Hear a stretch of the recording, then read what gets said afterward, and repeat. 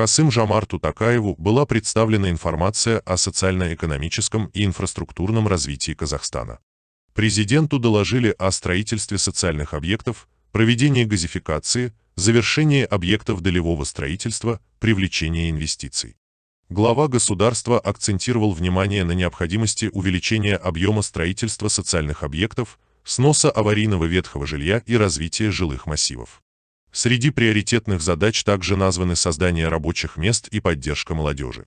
В текущем году будет построено 10 тысяч социальных квартир.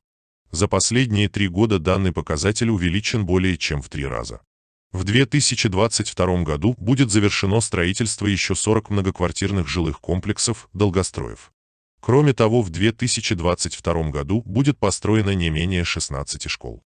В ходе встречи Касым-Жомарт Токаев также был проинформирован о мерах по стабилизации эпидемиологической ситуации и вакцинации в городе. Президент дал ряд поручений по дальнейшему развитию Казахстана.